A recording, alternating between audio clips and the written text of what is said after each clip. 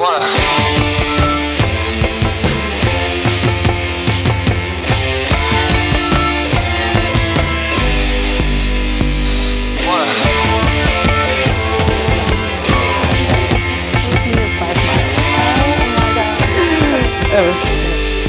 children, welcome back to another episode of Frenton Central. I'm Jessica Auger. And I'm Sarah McCinnaman. Senate would like us to remind you that next week it's Mario Kart Monday and Mr. Odette's room after school. There will be free pizza, and for those not into video games, Peer-to-Peer will have board games as well.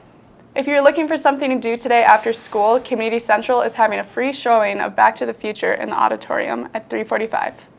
Seniors, we only have 13 weeks of high school. Time is flying by, so Gojin decided to take a few of our seniors back to their old school, Eastern Elementary. Hi, this is Gojin Swartz reporting for Frenton Central.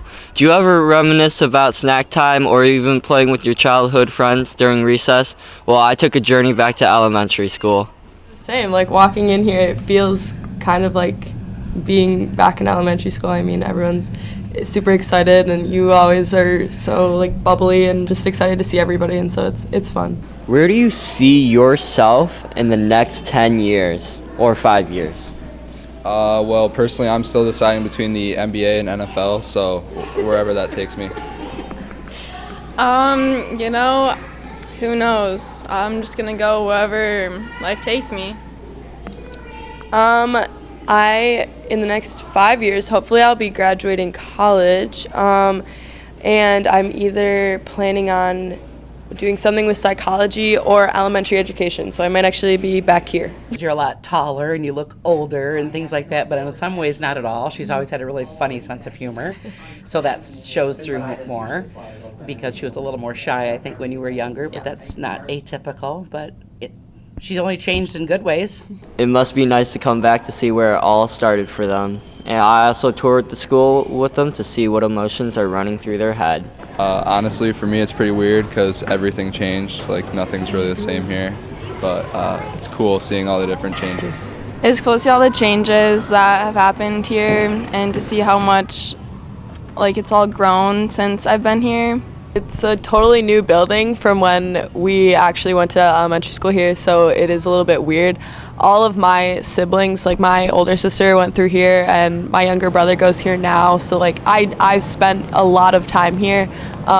So it is pretty crazy to just kind of see how the building changes, how the staff changes, and what stays the same from when I was here. Wow, that's pretty fantastic. They got to come back to Eastern Elementary School to reminisce about the good old days. This has been Gojin Swartz reporting for Frenton Central. Feels like elementary school was only a few years ago. I know, I miss snack and nap time. I can't believe we're graduating. Last Friday, boys basketball took in Petoskey here at Central. Congratulations to the boys for taking down Petoskey 48-43. Let's go see what coach said about some of his players. Hey, this is Miles Hill reporting for Frenton Central. I'm down here as our Trojans are taking on Petoskey tonight.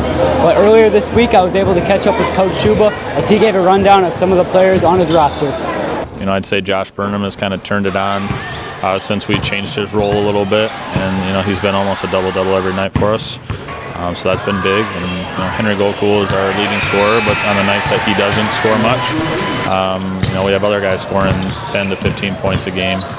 And as of late, Peyton Smith had his best game since he's become a Trojan, and we're looking for more big things out of those guys, plus the rest.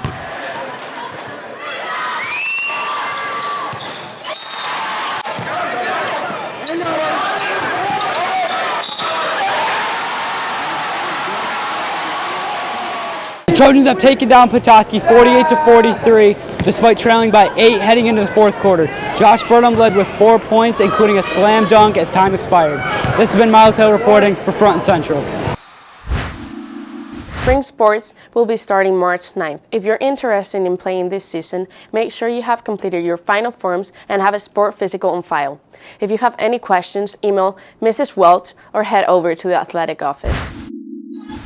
Our girls played Gaylord last Thursday, winning a tough battle 56-53. Peyton Carlson led the Trojans with 14 points and Sadie Sand with 11 points. Great job, girls! Tonight, the girls are headed over to West. Their game is at 7 and the theme is Blackout. We would love to have a big section for the girls. See you all there. Next week, boys basketball will also be taking on West here at Central for our annual toga night. For those that don't know how to put on a toga, here's Theo and Grace with a tutorial. Hello! Oh gosh. We're supposed to say it at the same time. Hello! I'm Grace Critchfield and I am Head of Public Relations in the Senate. I'm Andrew Theophilus, Lieutenant Governor. And today we will put... I'll be teaching you how to get. Okay, alright, take 103. And today... We're going to be teaching you guys how to make a toga for the toga game next Friday. Very exciting. Let's go. I don't know how to do this. Basically, what we're going to do is everybody just wants to wear this bed sheet, preferably white Egyptian cotton, full length. You're going to fold it in half, hot dog style. Then basically what you're going to do is you're going to tuck it right underneath your arm, and then you're just going to roll into it like so. And then you stick one arm out on top, and then this one goes over like that.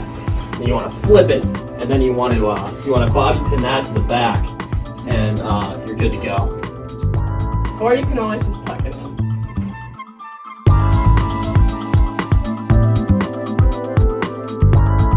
See you tonight at West for the girls' basketball game. And we'll see you next week in your togas. Thanks, guys. The Athletic Boosters at TCC is putting on their adult-only annual Booster Bash March 14th at the Park Place Hotel. Each varsity team has 10 tickets available, or you can get them through the athletic office. There will be entertainment, food and beverages, and auctions for the team's baskets. Each team has a different themed basket, prices varying from $100 to $1,500. All of the proceeds will go back to our student athletes through booster support.